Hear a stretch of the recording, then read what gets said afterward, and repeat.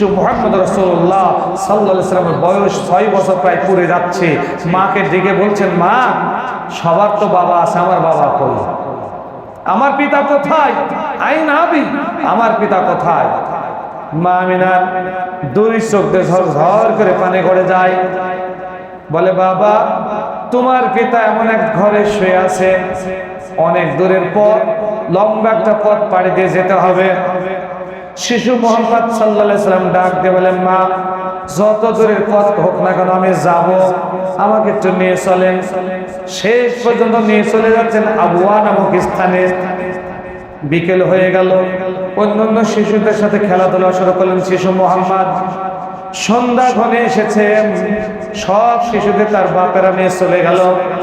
এমন মুহূর্তে বিশ্বনবী মুহাম্মদ রাসূলুল্লাহ সাল্লাল্লাহু আলাইহি সাল্লাম মাকে ডেকে বলেন, মা সবাইকে তো তার বাবারা নিয়ে চলে গেছে, আমার বাবা কোথায় একটু ডাক দেন আমি দেখি। মা আমিনার দুই চোখে পানি চলে এসেছে, ঝরঝর ঝরঝর করে পানি গড়িয়ে পড়ে, কাঁদতে কাঁদতে বলেন, বাবা চলো, ওই তো সামনে তোমার বাবার বাড়ি। কোলে তুলে নিলেন, কি জবাব দেবেন সামনে এগিয়ে গেলেন, উত্তর দক্ষিণ মুখে একটা গর্ত, ওই জায়গায় গিয়ে বলছেন, বাবা মুহাম্মদ এটাই হচ্ছে তোমার পিতার বাড়ি। শিশু মুহাম্মদ আব্বু আব্বু করে ডাক দেয়, কিন্তু কথা বলে না। মা আমিনা কেঁদেই চলেছেন। আল্লাহ নবী শিশু মুহাম্মদ রাসূলুল্লাহ সাল্লাল্লাহু আলাইহি সাল্লাম মাকে বলেন, মা কোন একটা বাড়িতে আপনি নিয়ে আসলেন? কেমনে পিতা ঘুমিয়ে আছে, কথা বলে না, নড়াচড়া করে না, দেখাও যায় না।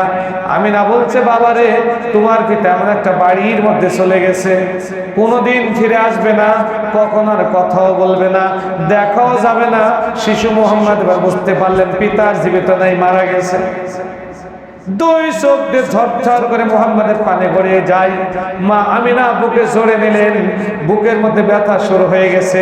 কোন রকম বাসায় পৌঁছলেন, রাত্রি হয়ে গেল। ওই রাত্রেই মা আমিনা পৃথিবীর বুক থেকে বিদায় নিয়ে চলে গেলেন। আব্বুও নাই, আম্মুও নাই। দেখাশোনার ভার গ্রহণ করলেন দাদা আব্দুল মুত্তালিব। শিশু মুহাম্মাদের বয়স 6 বছর পেরিয়ে গেছে। আব্দুল মুত্তালিব দেখাশোনা ভার গ্রহণ করেছেন। কিছুদিন পর আব্দুল মুত্তালিবও ইন্তেকাল করলেন। দেখাশোনার ভার নিলেন চাচা আবু তালিব। আবু তালিব ভাতিজাকে খুব ভালোবাসেন। হঠাৎ করে একদিন রাত্রিবেলায় আবু তালিব বাড়িতে ঢুকেছেন। আশ্চর্য কাহিনী, কেউ বাড়িতে ঘুম ছাড়া নাই, সব ঘুমিয়ে পড়েছে, কিন্তু শিশু মুহাম্মদ কার সাথে যেন কথা বলে। আশ্চর্য হয়ে গেলেন, দরজাটা ফাঁকা হয়ে আছে। আব্দুল মুত্তালিব আবু তালিব দরজায় কান লাগিয়ে শুনছেন, বিদেশি কার সাথে যেন কথা বলে। যখন আবু তালিব ঘরের মধ্যে প্রবেশ করেছেন, যার সাথে শিশু মুহাম্মদ কথা বলছিল সে আর নাই। ডাক দিয়ে বলে, মুহাম্মদ কার সাথে তুমি কথা বলছিলেন? বলে, চাচা এমন একজন ব্যক্তি প্রতিদিন আমার কাছে আসে, আমি চিনি না, কোনদিন পৃথিবীতে তাকে আমি দেখি না, কিন্তু হঠাৎ করে রাত্রিবেলায় আমার কাছে আসে। আপনারা যখন ঘুমিয়ে পড়েন তখন আমার কাছে আসে, এমন কিছু আমার মুখের মধ্যে খাবার ঢুকিয়ে দেয়, এত সুস্বাদু খাবার ঢুকিয়ে দেয়, পৃথিবীতে এরকম খাবার আমি কোনোদিন খাইনি। লোকটাকে আমি চিনিও না, তার নামও জানি না। বয়স হয়ে গেল 8 বছর। বলছে, চাচা যান, আপনি তো ব্যবসায় যান, আমি আপনার সাথে একবার যাব। সাথে চলে গেলেন সিরিয়ায়। হেঁটে যাচ্ছেন, ওই দিকে মনে রাখেন, ওই তো রোম সম্রাট 1000 উট পুরস্কার ঘোষণা করেছে, তার বাহিনী বিশ্বের সব দেশে ঢুকে গেছে। তারা কিন্তু ওই সন্তানকে খুঁজে বেড়াচ্ছে, যার জন্মগ্রহণের কারণে রোম সম্রাটের বহুতল বিশিষ্ট ভবন ভেঙে গেছে। বিশ্বনবী চাচা আবু তালিবের পিছনে হেঁটে হেঁটে যাচ্ছেন। দূর থেকে ফলো করেছে রোম সম্রাটের বাহিনী। প্রচন্ড রোদ, প্রচন্ড গরম, উত্তপ্ত আবহাওয়া, রোদ হলো অনেক। বৃদ্ধ মানুষটার সামনে হেঁটে যায়, মাথার উপর কোনো ছায়া নাই, কিন্তু একটা শিশু পিছনে হেঁটে যাচ্ছে। আসমানের মেঘমালা তার উপর ছায়া করে। তারা দৌড়ে চলে আসলো, আস্তে করে গাছের নিচে গেল আবু তালিব। মুহাম্মদ ছাতে আছেন, আবু তালিব শুয়ে একটু ঘুমিয়ে পড়ল। শিশু মুহাম্মদ ওখানে বসে আছেন।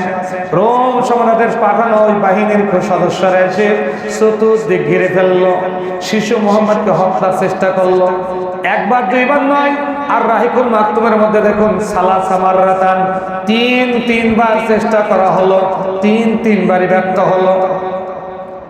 আবু তালেবকে ডাক দিলেন, ঘুম ভেঙে গেল, ডাক দিয়ে বলেন, চাচা যান, আপনার এই বাচ্চাটাকে আপনি নিয়ে চলে যান, এখানে রাখবেন না। বলে কেন? বলে রাখলে পাদ্রী যদি আসে হত্যা করে দিবে, খ্রিস্টান আসলেই হত্যা করে দিবে। আমরা কনফার্ম ইনি হচ্ছেন শেষ নবী মুহাম্মদ রাসূলুল্লাহ সাল্লাল্লাহু আলাইহি ওয়াসাল্লাম। বলে কেমনে তোমরা বুঝলে? বলতে চাচা যান, আপনি যখন হেঁটে আসছিলেন আপনার মাথার উপর কোনো ছায়া নাই, কিন্তু বাচ্চাটার মাথার উপর মেঘের ছায়া। শুধু তাই নয়, 1000 উট পুরস্কারের নেশায় আমরা আপনার এই ভাতিজাকে হত্যার জন্য তিনবার চেষ্টা করলাম। যখনই আমরা কাছে যাই তখনই সাদা পোশাকওয়ালা কতগুলো ব্যক্তি তার চতুর্দিকে প্রাচীরের মতো দাঁড়াইয়া যায়। এর নাম হচ্ছে মুহাম্মদ রাসূলুল্লাহ সাল্লাল্লাহু আলাইহি ওয়াসাল্লাম। লাকাদ কানা লাকুম ফি রাসূলিল্লাহি উসওয়াতুন হাসানাহ। সূরা আহজাব 21 নম্বর আয়াত। আল্লাহ বলছেন, তোমাদের জন্য বিশ্বনবী মুহাম্মদ রাসূলুল্লাহ সাল্লাল্লাহু আলাইহি ওয়াসাল্লামের মধ্যে রয়েছে উত্তম আদর্শ। নিয়ে ফিরে চলে গেলেন। 9, 10, 11, 12, 13, 14 বছর বয়সে বিশ্ব নবী পরিণত হলেন। নবী আরবের অবস্থা দেখে ভালো লাগছে না, শুধু অশান্তি আর অশান্তি। আগে বলেছি, ব্লাড ফর ব্লাড, খুন কা বদলা খুন, খুনের নেশায় সব মাতোয়ারা, রাত কার কম নয়।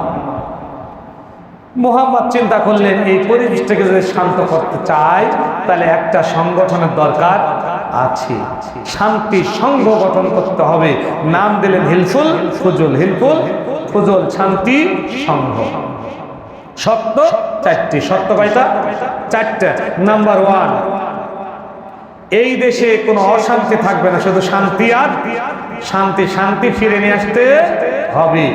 নাম্বার 2, এই দেশে বিদেশি কোনো মেহমান যদি আসে আমরা তাদের ভালোভাবে আপ্যায়ন করাবো, তাদের সেবা শুশ্রূষা করে ফিরিয়ে দিব, তাদের সাথে খারাপ ব্যবহার করব না। নাম্বার 3 নম্বর, যারা অসহায় ব্যক্তিদের আমরা সেবা শুশ্রূষা করব, সহযোগিতা করব। নাম্বার 4, জালিমের বিপক্ষে থাকবো আর মাজলুমের পক্ষে। জালিমের বিপক্ষে আর মাজলুমের পক্ষে আমরা কি থাকি? ইনশাআল্লাহ। এই 4টা শর্তে শান্তি সংঘ অর্থাৎ হিলফুল ফুজুল গঠন করা হলো। 4 বছর সুফল পেতে থাকলো লোকেরা। 18 বছর বয়স যখন বিশ্বনবীর হলো, এই 4 বছর পর্যন্ত শান্তি সংঘর সুফল লোকেরা পেতে থাকলো। পুরোপুরি শান্তি প্রতিষ্ঠা হলো না, পুরোপুরি শান্তি প্রতিষ্ঠা হলো না। কারণ যেই জায়গায় মূল, ওই জায়গাটা দখল করে আছে আবু জেহেল। ওই জায়গাটা কে দখল করে আছে? আবু জেহেল। যার চরিত্র খারাপ, ওই লোকটাই মেন জায়গায় বসে আছে। সুতরাং শান্তি সংঘ গঠন করেও শান্তি ফিরে না আসা সম্ভব হলো না। বিশ্বনবীর বয়স 18 বছর।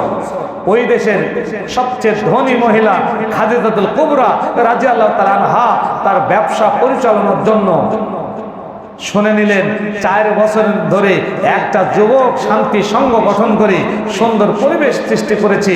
দৌড়ে এসে মুহাম্মদকে অফার দিলেন, মুহাম্মদ তুমি যদি চাও আমার ব্যবসা প্রতিষ্ঠানে তোমাকে ঢুকিয়ে নেব। পরামর্শ করে তিনি ঢুকে গেলেন। মাত্র 1 বছরের ব্যবধানে খাদিজা আবেগ আপ্লুত হয়ে গেল। রাসূলের বয়স 19 বছর, 18 থেকে 19, 1 বছর খাদিজার ব্যবসা পরিচালনায় অভূতপূর্ব পরিবর্তন। আশ্চর্য হয়ে গেলেন খাদিজা। এতদিন পর্যন্ত প্লাস নয়, খালি মাইনাস হলো। একজন কর্মচারী নতুন নেওয়াতে 1 বছরের মধ্যে আমার ব্যবসার এত মালের এত প্রাচুর্য হলো, এত উন্নতি হলো, ব্যবসার ক্যাশ এত বৃদ্ধি পেল। সুবহানাল্লাহ। লোক যদি সৎ হয়, ব্যবসায় ম্যানেজার যদি সৎ হয়, কর্মচারী যদি সৎ হয়, আসলে লাভ তাড়াতাড়ি হয়ে যায়। আর যদি অসৎ হয় তাহলে লাভ তাড়াতাড়ি সম্ভব হয়। কান লাগান। খাদিজা যতই মুহাম্মাদের দেখে 20 বছর 21 22 করতে 5 বছর ব্যবসায় রাখলেন, 23 বছর বয়স বিশ্বনবীর। 5 বছরের মধ্যে খাদিজাতুল কুবরা রাদিয়াল্লাহু তাআলা আনহা মুহাম্মদ ছাড়া কাউকে আর ভালোবাসেন না। সুবহানাল্লাহ বলবেন না? সব কর্মচারীর প্রতি তার মন খারাপ, শুধু তিনি সন্তুষ্ট হলেন বিশ্বনবী মুহাম্মদ রাসূলুল্লাহ সাল্লাল্লাহু আলাইহি ওয়াসাল্লামের উপরে। নবীকে এবার বলছেন, তিনি তো তখনও নবী হননি, মুহাম্মদকে বলছেন তুমি যদি রাজি থাকো আমি তোমাকে বিয়ে করতে রাজি আছি।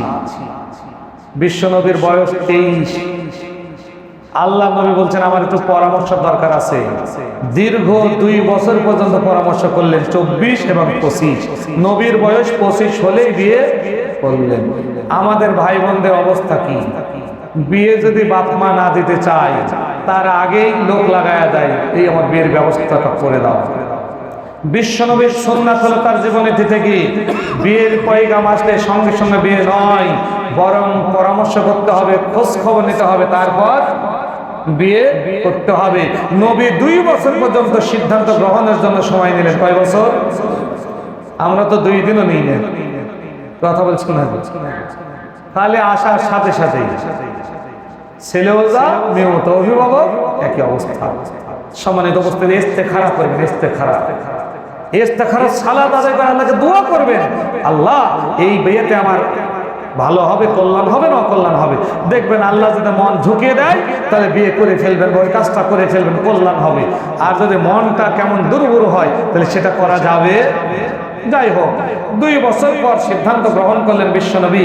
নবীর বয়স 25 আর খাদিজার বয়স 40।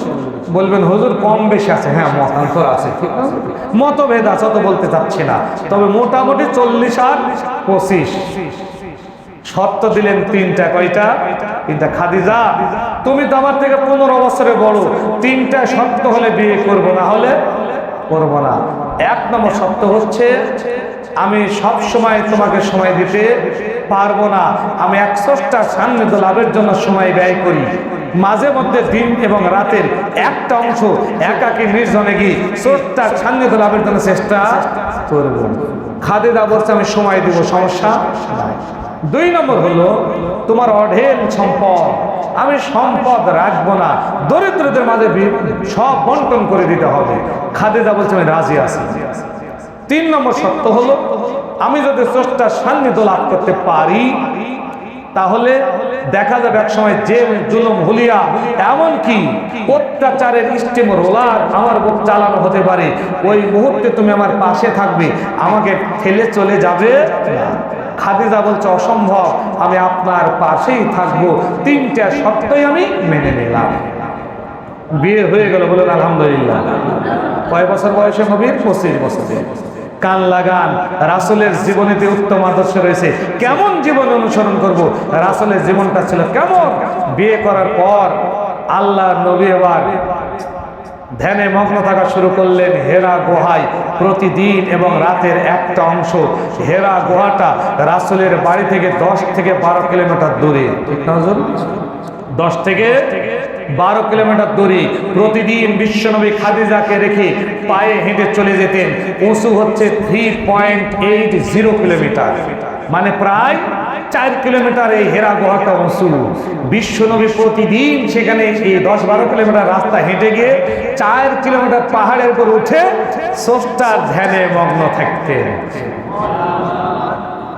কতদিন? জি 12 বছর। মাঝে মাঝে যেতেন। কয় বছর? তাহলে 12 বছর। রাসূলের বয়স হলো 37 বছর। রাসূলের বয়স হলো 37, 12 আর 25, 37 বছর।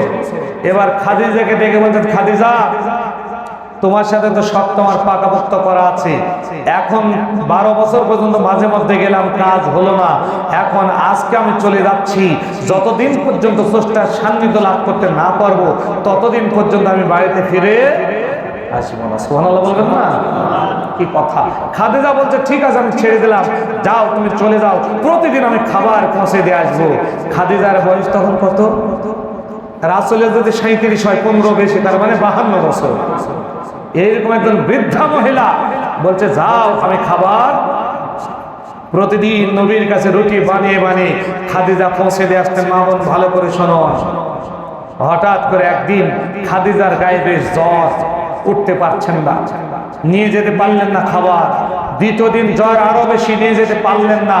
তৃতীয় দিন জ্বর আরো বেশি, খাবার নিয়ে যেতে পারলেন না। চতুর্থ দিন জ্বর কমেনি বরং বেশি। খাদিজা জ্বর নিয়ে উঠলেন, মনে করলেন মরিয়ার বাসি, স্বামীর খেদমত করতে 3 দিন থেকে পারি নাই, আজকে খেদমত করবই, খাবার পৌঁছাবই। পথ কিন্তু 10 থেকে 12 কিলোমিটার, উঠতে হবে 4 কিলোমিটার, প্রায় 16 কিলোমিটার। তাহলে কান লাগান, জবের আটা বের করলেন, নিজে হাতে খামির করে রুটি তৈরি করলেন, কাপড়ে বাঁধলেন, হেঁটে চলে যাচ্ছেন। শরীরে জ্বরের কারণে শরীর কাঁপছে। আস্তে আস্তে করে এই 12 কিলোমিটার রাস্তা হেঁটে গিয়ে যখন 4 কিলোমিটার পাহাড়ের উপর ওঠা শুরু করলেন, 1.5 থেকে 2 কিলোমিটার ওঠার পর কাঁপতে কাঁপতে পড়ে গেলেন খাদিজাতুল কুবরা রাদিয়াল্লাহু তাআলা আনহা। পাথরের কুচিগুলি তার শরীরের মধ্যে ঢুকে পড়ে লোমকূপ দিয়ে ঝরঝর ঝরঝর করে রক্ত ঝরা শুরু হয়ে গেল। খাদিজা বেহুঁশ হয়ে পড়ে গেলেন। দীর্ঘক্ষণ পর হুঁশ ফিরে পেল, আবার নিজেকে সামলে নিলেন। দ্বিতীয়বার আবার পাহাড়ে ওঠা শুরু করলেন। 2.5 কিলোমিটারের মতো ওঠার পর আবার পড়ে গেলেন। পাথরের কুচিগুলো তার শরীরের মধ্যে ঢুকে পড়লো, লোমকূপ দিয়ে ঝরঝর ঝরঝর করে রক্ত ঝরে যায়। খাদিজা বেহুঁশে পড়ে আছে। দীর্ঘক্ষণ পর যখন হুঁশ ফিরে পেল, আবার নিজেকে সামনে নিলেন। তৃতীয়বার আবার পাহাড়ের উপর ওঠা শুরু করলেন। 1 কিলোমিটার 2 কিলোমিটার নয়, 3 কিলোমিটার বেশি উঠে পড়েছেন। জ্বরের কারণে কাঁপতে কাঁপতে আবার পড়ে গেলেন। বলুন আল্লাহু আকবার। খাদিজাতুল কুবরা রাদিয়াল্লাহু তাআলা আনহা বেহুঁশে পড়ে আছেন পাহাড়ের নিচে। দীর্ঘক্ষণ পর সেন্স ফিরে পেলেন, নিজেকে সামনে নিলেন, আবার ওঠা শুরু করলেন। উঠতে উঠতে পাহাড়ের উপর উঠে গেলেন। বলুন আলহামদুলিল্লাহ। উঠতে সময় লাগে, আমরা যুবক মানুষ, আমাদের উঠতে সময় লেগেছে 40 মিনিট উপরে। তারপরে এই দিকে 5, তাহলে 45, এই দিকে 3, মোট 48 মিনিট। এর আগ সময় পর্যন্ত আমি কাউকে উঠতে দেখি নাই। অনেকে থেমে থেমে ওঠেন, আমরা এক চান্সে উঠে গিয়েছিলাম, যার জন্য 48 মিনিটের মধ্যে উঠতে পেরেছি। তাহলে এই 52-53 বছরের এই বৃদ্ধা মহিলা, এই মহিলাটি কি এই পাহাড়ের উপর না খাওয়া অবস্থায় 4র্থ দিনে এইভাবে উঠে গেলেন। সুবহানাল্লাহ বলবেন না? স্বামীর প্রতি মহব্বত কেমন তার! উঠে চলে গেলেন। এই দিকে 5 মিনিটের রাস্তা যাওয়ার পর 3 মিনিটের রাস্তাটা খুবই সরু। হাজি কারা কারা হাত ওখান একটু, তারা তো হেরা গুহা দেখেছেন। কারা কারা হাজি, হজ করেছেন কারা কারা, বা উমরা করেছেন? আব্দুল আলিম ভাই আজকে শুনলাম, আজকে এখন আসলেন মনে হয়, কয়েকদিন আগে 2-3 জন। হেরা গুহায় যদি যেয়ে থাকেন, হেরা গুহাটা খুবই ছোট্ট একটা জায়গা। 3 মিনিটের যে পথ বললাম, ওই পথটা খুব সরু, ওই পথটা খুব সরু। হযরতে খাদিজাতুল কুবরা রাদিয়াল্লাহু তাআলা আনহা দেহ মোটা হওয়ার কারণে যখন তাড়াহুড়ো করে যাচ্ছিলেন, কাপড়গুলো পাথরের সাথে বেঁধে গেছে, কাপড় ছিঁড়ে চামড়াগুলো ছেড়ে যাচ্ছে, ঝরঝর ঝরঝর করে রক্ত বের হচ্ছে। খাদিজা ভ্রুক্ষেপ করেন নাই। খাদিজা টার্গেট হচ্ছে, আমার স্বামীর কাছে আমি খাবার পৌঁছাবো কেমনে? এরকম স্ত্রীকে খুঁজে পাওয়া যায়? কথা বলেন না কেন? খাদিজাতুল কুবরা রাদিয়াল্লাহু তাআলা আনহা রক্তে রঞ্জিত হয়ে গেছে, গোস্ত ছিঁড়ে গেছে, চামড়া ছিঁড়ে গেছে, কাপড় ছিঁড়ে গেছে। এমন অবস্থায় ছোট্ট একটা ঘর, হেরা গুহায় পৌঁছে গেলেন। বিশ্ব নবী ওখানে বসে আছেন, বয়স প্রায় 40-এর কাছাকাছি হয়ে গেছে। আল্লাহ নবী খাদিজার দিক তাকিয়ে বলতেন, কি ব্যাপার, তোমার এই অবস্থা কেন? বলে, প্রাণের স্বামী, 1 দিন 2 দিন নয়, 3 দিন অতিবাহিত হয়েছে, গজর আমার কমে না। 4র্থ দিন যখন রুটি নিজ হাতে বানালাম, কাপড়ে বাঁধলাম, পাহাড়ের উপর ওঠা শুরু করলাম। প্রথমবার পড়ে গিয়ে বেহুশ হয়ে গেলাম, দ্বিতীয়বার পড়ে গিয়ে বেহুশ হয়ে গেলাম, তৃতীয়বার পড়ে গিয়ে বেহুশ হয়ে গেলাম, 4র্থবার আস্তে আস্তে করে তোমার কাছে পৌঁছে গেছি। বিশ্বনবী রুটিটা হাতে নিলেন আর বললেন, খাদিজা রে, তুমি আমার স্ত্রী, তুমিও তো কয়েকদিন থেকে খাওনি, আমিও খাইনি। আমি একা খাবো না, তুমিও খাবে, আমিও খাবো। স্বামী স্ত্রী মহব্বত। অর্ধেক করলেন রুটিটা, খাদিজার হাতে অর্ধেক দিলেন, নিজের হাতে নিলেন অর্ধেক। খাদিজাকে বলেন, খাদিজা রে, তুমি রুটির অর্ধেকটা আমার মুখে তুলে দাও, আর আমি তোমার মুখে তুলে দেবো। বলুন সুবহানাল্লাহ। একজন আদর্শ স্বামী ছিলেন বিশ্বনবী মুহাম্মদ রাসূলুল্লাহ। আমরা কি পারি এরকম? আল্লাহ নবী খাদিজার মুখে দিয়েছেন, খাদিজা নবীর মুখে খাবার দিয়ে দিয়েছেন। মহিলা মানুষ খাদিজা বুঝতে পারেননি নবী একটু চালাকি করেছেন। নবী মুখের মধ্যে রেখে দিয়েছেন রুটি, আর খাদিজা সিবান যে রুটিটা খেয়ে ফেলেছেন। বিশ্ব নবী মুস্কি হেসে বলছে, খাদিজা রে, এই তো দেখো রুটি, আমার আগেই তুমি খেয়ে ফেলেছো। আমার আগে তুমি খেয়ে ফেলেছো। খাদিজা কাঁদতে শুরু করলেন। বিশ্ব নবী বলছে, কাঁদার কোনো প্রয়োজন না, আমি তো সন্তুষ্ট হয়ে গেছি। নবী খাদিজার মাথায় হাত বুলে খাদিজাকে বিদায় দিয়ে দিলেন। 40 বছর বয়স পুরে গেল। এমন মুহূর্তে আল্লাহ পাক রব্বুল আলামিনের পক্ষ থেকে একজন ফেরেশতা হেরা গুহায় পৌঁছে গেল। নাম কি? হযরতে আল্লাহ নবীকে ডেকে বলে, ইকরা। নবী বলছেন, মা আনা বিকরি, আমি তো পড়তে জানি না। তিনবার বলার পর বিশ্ব নবীকে জড়িয়ে ধরলেন। নবী তখন পড়া শুরু করলেন, ইকরা বিসমি রাব্বিকাল্লাযী খলাক, খলাকাল ইনসানা মিন আলাক, ইকরা ওয়া রাব্বুকাল আকরাম, আল্লাযী আল্লামা বিল কলাম, আল্লামাল ইনসানা মা লাম ইয়ালাম। পাঁচটায় পড়ে নিলেন। বিশ্ব নবী বলছেন, ওগো জিবরিল আমিন আলাইহিস সালাতু সালাম, একদিন 2 দিন নয়, দীর্ঘ 15 বছর পর্যন্ত হেরা গুহার মধ্যে আছি। 12 বছর মাঝে মধ্যে যেতাম আর আসতাম। 3 বছর যাবত একবারে একাধারে এখানে আসি, কোনোদিন এই গর্তের মধ্যে বাতাস দেখলাম না। এমন কি বাণী আজকে আপনি নিয়ে আসলেন, গর্তের মধ্যে বাতাস চলে এসেছে, এত সুন্দর ঠান্ডা বাতাস, মনে হচ্ছে এয়ার কন্ডিশন হয়ে গেছে। কোনোদিন আলো দেখি নাই, আজকে এমন আলোকিত হয়ে গেল। কি আলো আপনি নিয়ে আসলেন আমি বুঝলাম না। হযরতে জিবরিল আমিন আলাইহিস সালাতু সালাম বিশ্ব নবীকে ডাক দিয়ে বলছেন, নবী হে, আপনার নিকট পরবর্তীতে আর একটা আয়াত নাজিল হবে, যা আমি আজকে আপনাকে বলে দিচ্ছি। কদ জাআকুম মিনাল্লাহি নূরুন ওয়া কিতাবুন মুবিন।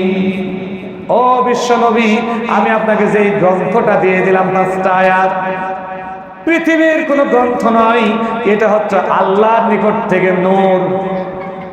আজকে যেই পর্বতের নাম ছিল হেরা পর্বত, আজ থেকে হেরা পর্বত নেই, নাম হচ্ছে নূর, জাবালে নূর, জাবালে নূর, নূর পর্বত।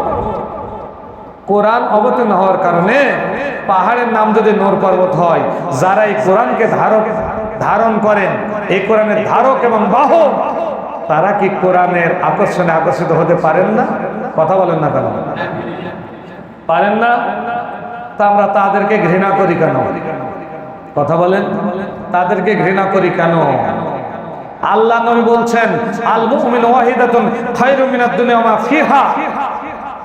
দাঁড়ির এক পাল্লা একটা মুমিনকে দেওয়া হবে, আর এক পাল্লায় আসমান জমিন নিয়ে মাঝখানে যা আছে তা দেওয়া হবে। নবী বলছেন, দাঁড়ির যেই পাল্লায় একজন মুমিন রাখা আছে, ওই পাল্লাটার ওজনে আল্লাহর নিকট সবচেয়ে ভারী হবে। সুতরাং যারা বলে নবীর অনুসারী লোকের সংখ্যা কম, যতই লম্পজম্প করুক গোদাগাড়িতে, যতই লম্পজম্প করুক, এদের সংখ্যা কম, এদের দ্বারা সামনে যাওয়া সম্ভব নয়। তাদের চোখে আঙ্গুল দিয়ে আজকে স্পষ্ট করে যাব নবীর জীবনে আলোচনাতে।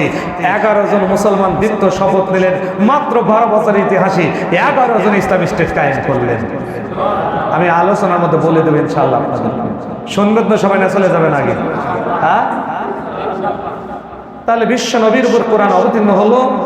যেই গুহার নাম ছিল, যেই পর্বতের নাম ছিল হেরা পর্বত, কি নাম হলো? জাবালে নূর, জাবালে নূর। নূর পর্বতের নাম হয়ে গেল। বিশ্ব নবী একটু ভয় পেয়ে গেলেন, বাড়ি চলে গেলেন। আগেই বলা ছিল, এরকম যদি হয় তুমি আমার পাশে থাকবে। বাড়ি গিয়ে খাদিজাকে বলছেন, খাদিজা সব শুনে বলছে, তোমার কোনো চিন্তা নাই, আমার চাচাতো ভাই ওয়ারাকা বিন নওফেল পূর্বেই আমাকে এরকম কথা বলেছিল। আমার মন বলছে আল্লাহর পক্ষ থেকে ফেরেশতা এসেছিল, তোমাকে আল্লাহ নবুয়ত দান করে দিয়েছেন। নবী, তুমি তো আল্লাহ নবী, দেরি করবো না, আমি তোমার হাতে এখনই কালেমা পড়ে নেব। আল্লাহ নবীর কাছে সর্বপ্রথম মুসলিম হলেন তার প্রথম স্ত্রী খাদিজাতুল কুবরা রাদিয়াল্লাহু তাআলা আনহা। প্রথমেই তিনি পড়ে নিলেন, সবাই পড়ুন, আশহাদু আল্লা ইলাহা ইল্লাল্লাহু ওয়াহদাহু লা শারীকা লাহু ওয়া আশহাদু আন্না মুহাম্মাদান আবদুহু ওয়া রাসূলুহু। মুসলমান ভাই, আপনাদের কাছে আমার একটা প্রশ্ন। আগের যুগে কিন্তু জানাজা ছিল না। কোন সময় থেকে জানাজা ছিল? কিছু আমার আলোচনার মধ্যে নতুন কিছু পাবেন। হযরতে খাদিজাতুল কুবরা রাদিয়াল্লাহু তাআলা আনহা সর্বপ্রথম মুসলিম। হযরতে খাদিজাতুল কুবরা সর্বপ্রথম নিজের সম্পদ মানুষের মধ্যে সমূলে বন্টন করে দেওয়ার মতো মানসিকতা সম্পন্ন একজন নারী। হযরতে খাদিজাতুল কুবরা রাদিয়াল্লাহু তাআলা আনহা যেদিন ইন্তেকাল করলেন, বিশ্বনবী মুহাম্মদ রাসূলুল্লাহ সাল্লাল্লাহু আলাইহি ওয়াসাল্লাম মন খারাপ, তিনি বসে আছেন। এমন সময় জিবরিল আমিন আলাইহিস সালাতু সালাম এসে হাজির হয়ে গেছেন। হাজির হয়ে বলছেন, ও আল্লাহর নবী, আপনার স্ত্রী হযরতে খাদিজাতুল কুবরা রাদিয়াল্লাহু তাআলা আনহার জন্য একটা নতুন সালাত দেওয়া হবে, নতুন সালাত আপনি আদায় করবেন। এই সালাতের নাম হচ্ছে সালাতুল জানাজা। কি নাম? নবী বলছেন কেন? তো বলছে, আপনার এই স্ত্রী সর্বপ্রথম সমস্ত সম্পদ মানুষের জন্য ব্যয় করেছিল। আপনার এই স্ত্রী সর্বপ্রথম আপনার হাতে বায়াত করে মুসলমান হয়ে গিয়েছিল। আজকে মৃত্যুবরণ করার পর আল্লাহ রাব্বুল আলামিন আরশ মুবারক থেকে ঘোষণা করেছেন, আমার নবীকে বলো আজ থেকে সালাতুল জানাজা ফরজে কিফায়া হিসাবে আমি ঘোষণা করে দিলাম। আর এই জানাজা শুরু হবে সর্বপ্রথম খাদিজার কাছ থেকে, যেহেতু খাদিজাই হচ্ছেন সর্বপ্রথম মুসলিম মহিলা। প্রথম পুরস্কার। তার আগে কোনো জানাজা? বিশ্বনবী খাদিজার জানাজায় দাঁড়াচ্ছেন, চতুর্দিকে ফেরেশতারা দাঁড়ানো। চিনি আছে নাকি? চিনি আব্দুল আলিম ভাই। আল্লাহ নবী হযরতে খাদিজাতুল কুবরা জানাজায় যাচ্ছেন। পায়ের মাথাটা কেমন যেন আঙ্গুলের দিকে ভর দিয়েছেন, গুল্লাকে উঁচু করেছেন। সাহাবীগণ জিজ্ঞেস করলেন, ইয়া রাসূলুল্লাহ, ইয়া হাবিবাল্লাহ, কোনদিন আপনাকে এরকম হাঁটতে দেখি নাই। সর্বপ্রথম আজকে তো সালাতুল জানাজা অনুষ্ঠিত হবে, কেন আপনি এরকম ভাবে হাঁটেন? বিশ্বনবী বলেন, ও সাহাবীরা শোনো, আমার স্ত্রীর জানাজা দেওয়ার জন্য আমি যখন হেঁটে যাচ্ছি, স্ত্রী ইসলামের জন্য সব কিছু করার কারণে আল্লাহ পাক রব্বুল আলামিন তার প্রতি এত খুশি হয়ে গেছেন, আল্লাহর আসমান থেকে হাজার হাজার ফেরেশতা জানাজায় দাঁড়িয়ে গেছে। পা ফেলার জায়গা নাই, পা ফেলার জায়গা নাই। মা বোনদের জন্য আজকে এখানে শিক্ষণীয় বিষয় হচ্ছে, খাদিজা স্বামীর প্রতি খুবই যত্নশীল ছিলেন। নিজে না খেয়ে থেকে 12 কিলোমিটার এবং 4 কিলোমিটার পাহাড়ের উপর উঠে জ্বর অবস্থায় স্বামীর কাছে খাদ্য পৌঁছে দিলেন। এই আমলগুলি আল্লাহর দরবারে কবুল হয়েছিল। আল্লাহ রাব্বুল আলামিনের নবী বলছেন, যেই স্ত্রীর প্রতি স্বামী সন্তুষ্ট, স্ত্রী মারা গেলেই জান্নাতি। সন্তুষ্ট থাকার কারণে জানাজা তার সময় থেকে খরচ হলো, আর আল্লাহর আসমানের হাজার হাজার ফেরেশতা তার জানাজায় শামিল হলো। সুবহানাল্লাহ বলবেন না? আল্লাহ নবী নবুয়ত পেয়ে গেছেন, এবার দাওয়াতি কাজ করছেন মক্কার বুকে, তাই না? দাওয়াতি কাজ করছেন মক্কার বুকে। ডাক দিয়ে বলছেন, ইয়া কওমি উবুদুল্লাহ মা লাকুম মিন ইলাহিন গায়রু, হে আমার জাতি, এক আল্লাহর ইবাদত করো, ওই আল্লাহ ছাড়া কোনো আর ইলাহ নাই, ওই আল্লাহ ছাড়া কোনো ইলাহ। শেষ পর্যন্ত আবু জেহেল তার চাচা ডেকে নিলেন, বলে, শোনো, এনসাইক্লোপিডিয়া অফ ইসলামের মধ্যে পাবেন। ডেকে নিয়ে বলছে, এই ভাতিজা শোনো, তুমি পাগলামি করছো কেন? আমি তো এই দেশের সরকার, যত সুযোগ সুবিধা তুমি পাবে। তুমি যদি বলো সুন্দরী নারী নিবে, আমি দিব। যদি বলো গাড়ি নিবে, আমি গাড়ি দিব। যদি বলো বাড়ি নিবে, আমি বাড়ি করে দিব। জমি জমা যা দিবে আমি। কি বলেছিলেন বিশ্বনবী? Oh my uncle, if the sun is my right hand and the moon is my left hand, I am not give up the mission. হে আমার চাচা, আপনি যদি ডান হাতে সূর্য আর বাম হাতে চন্দ্র নিয়ে এসে দেন, I am not give up the mission, তবু আমি আল্লাহর এই দিন থেকে বিন্দু মাত্র দূরে সরে যাব, দূরে সরে যাব। আবু জেহেল খেপে গেলেন, মহা না, এই ভাতিজাকে আর জীবিত রাখা যাবে না, একা জীবিত রাখা যাবে না। বিশাল একটা গর্ত খনন করলেন, বিশাল একটা গর্ত খনন করলেন, বিশ্ব নবীকে হত্যা করবে। গর্ত খনন করে উপরে ঢাকনা দিয়ে দিয়েছেন। দূতকে পাঠালেন, যাও আমার ভাতিজাকে ডেকে নিয়ে এসে আসো। ভাতিজার কাছে গিয়েছে, গিয়ে বলছে আপনার চাচা যান আপনাকে ডাকে, এখন চলেন। বিশ্ব নবী দাঁড়িয়ে গেছে। জিবরিল আমিন হাজির। ইয়া রাসূলুল্লাহ, হাবিবাল্লাহ, আসমান থেকে যাওয়ার পারমিশন হয়নি, আপনি বসে থাকেন, যেতে পারবেন না। বলছে যাওয়া যাবে না, যাও। আবু জেহেলের কাছে বলা হলো আসবে না। দ্বিতীয়বার একটু পর আবার পাঠালেন, যে বলে তোমার চাচা ডাকে। আবার এসে বিশ্ব নবীকে বললেন, নবী দাঁড়িয়ে গেছেন, যাবে চাচার কাছে। আল্লাহর ফেরেশতা জিবরিল এসে বলে, ইয়া রাসূলুল্লাহ, হাবিবাল্লাহ, আরশ মুবারক অর্ডার পাস হয়নি, আপনার যাওয়া যাবে না। নবী কিংকর্তব্য বিমূঢ় হলেন, বললেন গিয়ে বলো পরে আসবে, এখন যাওয়া যাবে না। আবু জেহেলকে বলার পর আবু জেহেল খেপে গেছে, বলতে এখন গিয়ে বলো মক্কার সরকার এবং তোমার চাচা ডাকে। জোর দেওয়া হলো, তাই না? এই যে মাসখানেক আগে, তাই না, 5ই আগস্টের আগে যে কোনো জায়গায় খনি হাসানের ক্যাডার বাহিনীরা বলতো না যে মুখ সামলে কথা বলো, সামলে যদি কথা না বলো পার্শ্বেই আমাদের ফাঁড়ি অথবা থানা, তোমাদেরকে কিন্তু অ্যারেস্ট করাবো, এরকম ভয় দেখাতো না? কথা বলেন না কেন? ভয় দেখাতো না? ঠিক তাই ভয় দেখাতো। যে বলো তোমার চাচা, দুইবার বলছে চাচা, এবার যে বলো চাচা এবং মক্কার সরকার, চাচা এবং মক্কার সরকার, মানে যদি না আসো তোমাকে গ্রেফতার করা হবে। চলে আসলেন, এসে বলছে মুহাম্মদ আপনার চাচা এবং মক্কার সরকার আপনাকে ডাকে। বিশ্বনবী দাঁড়িয়ে গেছেন, যাবে। জিবরিল হাজির হয়ে গেলেন, ইয়া রাসূলুল্লাহ, হাবিবাল্লাহ, আল্লাহর আসমান থেকে আপনার অর্ডার পাস হয়নি, আপনি থেমে যান, আপনি বলেন আমার বাড়িতে মেহমান। বিশ্বনবী বলছে চাচাকে গিয়ে বলো মেহমান এসেছে, মেহমান বিদায় হলে আমি আসবো। আবু জেহেলকে বলা হলো, আবু জেহেল খেপে গেছেন, বলে আমার চাইতে বড় মেহমান আবার কে? চলে এখন নিজেই আমি যাব। যেমন খেপেছিলেন সেই খনি সন্ত্রাসী হাসিনা 5ই আগস্টের আগে 1 আগস্ট তিনি বলছেন বাংলাদেশে ইসলামী রাজনীতি চলবে না, বাংলাদেশ জামাত ইসলামী এবং ইসলামী ছাত্র শিবির নিষিদ্ধ ঘোষণা করা হলো। মানে আছে কথা বলেন না কেন? মিলে যাবে, নিষিদ্ধ ঘোষণা করা হলো। আল্লাহ বলছেন থামো, আমি ছাড় দিই কিন্তু ছেড়ে দিই না। 2, 3, 4 এই 3 দিন গেল। 5 তারিখের সময় 11টার সময় সেনাপ্রধানকে ডেকে বলছেন এই গুলি চালানোর কথা বলো। সেনাপ্রধান ঘুরে এসে বলছে অসম্ভব, গুলি চালাবে না, আমার সৈনিকরা বলে দিয়েছে, আপনি বরং দেশ থেকে পালিয়ে যান, দেশ থেকে কথা বলেন না, দেশ থেকে পালিয়ে যান। জিবরিল বলছে নবী মক্কার সরকার ডাকলে লাভ নাই, আপনার আল্লাহ আপনাকে যেতে নিষেধ করেছে। যখন বলেছে আবু জেহেল খেপে গেছে, যেমন হাসিনা খেপেছিল। খেপার পরে বলছে তাহলে আমি নিজেই যাব। বাড়ি থেকে বের হলেন, 1 ধাপ 2 ধাপ 2.5 ধাপ, 2.5 ধাপ বুঝেন?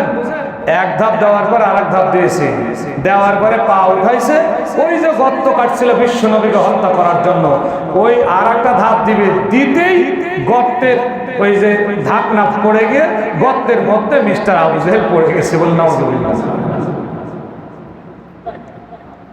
মান হাফারা হুফেরা, যে গর্ত কাটে সেই গর্তে পড়ে, যে গর্ত কাটে সেই গর্তে। আন্তর্জাতিক ট্রাইব্যুনাল গঠন করে মাওলানা মতুর রহমান নিজামী সহ আমাদের অসংখ্য ভাইদেরকে কষ্ট দিল, ফাঁসির কাস্টে ঝোলালো।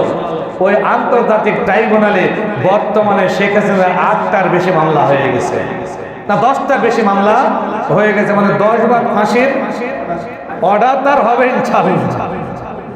তাহলে গর্ত কাটলে যে গর্তে পড়লো, আবু জেহেল নিচের দিকে চলে যায়, ডাক দিয়ে বলে কে আছো গো? বিশ্ব নবীকে ডাকতে যাও, ভাতিজাকে ডাকো। দৌড় দিয়ে নবীর কাছে গেছে, বলে তোমার চাচা ডাকে। বিশ্ব নবী দাঁড়িয়ে গেছেন। জিবরিল বলছে এখন তাড়াতাড়ি চলে যান, আল্লাহ অর্ডার দিয়ে দিয়েছে। এবার যান, আল্লাহ অর্ডার দিয়ে দিয়েছেন। বিশ্ব নবী দৌড়ে গেলেন, চাচা হাত বাড়ি বলে ভাতিজারে আমি খালি তলিয়ে যাচ্ছি, চুম্বকের মতো কে যেন নিচের দিক থেকে আমাকে টেনে নেয়, তুমি আমাকে একটু উঠাও, তুমি উঠালে আমি মুসলিম হব। আসলে কি হবে? জিবরিল বলে, ওগো নবী, 100 বার যদি আপনি তাকে ওঠান আর 100 বার যদি পড়ে যায় তো মুসলিম হবে না, কিন্তু আপনি আপনার দয়ার কারণে ওঠান। বিশ্ব নবী বিসমিল্লাহ বলে হাত বাড়িয়ে দিলেন, আবু জেহেল হাত ধরলো, সেকেন্ডের মধ্যে উপরে উঠে গেল। বলুন আল্লাহু আকবার। উঠে যাওয়ার পর শয়তানটা বলছে, আমার ভাতিজার জাদু সবচাইতে বেশি। এদের ঈমান না, এদের ঈমান কখনোই ছিল না, থাকবো। আল্লাহ এদের জন্য পৃথিবীতে শুধু অশান্তির সমাজ কায়েম করে দিবেন, আর পরকালে জাহান্নামের তাদের বাসস্থান। আল্লাহ আমাদেরকে হেফাজত করে, বলুন আমিন। আবু জেহেল শেষ, তাহলে মান হাফারা হোফেরা, যে গর্ত কাটে সেই গর্তে পড়ে। বিশ্ব নবী সেখানে ভেসে গেলেন।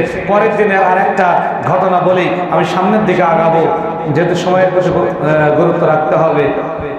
আবু জেহেল একবার বাজারে গেছে, বাজারে যাওয়ার পর একটা উট চয়েস হয়েছে, পছন্দ হয়েছে, উটটা দড়ি ধরে টেনে নিয়ে চলে যাচ্ছে। সিরিয়ার ব্যবসায়ী বলছে, স্যার দাম। ওর শিষ্য যারা, ওরা বলছে, চুপ, উনি দেশের আগে এমপি মন্ত্রী যারা ছিল তারা যদি কোনো কিছু বলে বাইরে গিয়ে কথা বলতে পারছে। ওই যে চৌধুরী সাহেব ছিল না, এলাকার মাস্তান, কথা বলেন না কেন, এলাকার মাস্তান, হ্যাঁ ছিল না, এলাকার মাস্তান, আমাদের কলেজেরও সভাপতি ছিলেন উনি। কয়েক মাস জেলখানায় ছিলাম, তখন বেতন বন্ধ করে রেখেছিলেন। কোথায় উনি এখন? কথা বলেন না কেন, কোথায় দেখা যায় তাকে? এলাকার মাস্তান বলছে, এই বাজারে এটা আমার পছন্দ, এই জমি বা এই বাসা আমি নিবন্ধ করে নিতে পারবে না। ওর আবার যারা শিষ্য বাজারে ঢোকে, কোন দোকানে 1 লাখ টাকার বাকি, দোকানদার যদি গড়িমসি করে রড সিমেন্ট দিতে বলবে, এখনই ভ্যানে তুলে না যাও, গাড়িতে তুলে নিয়ে চলে যাও, কেউ মানা করতে পারবে? পুকুরে মাছ বড় ধরে সেটা নেবে, মানা করতে কেউ পারবে?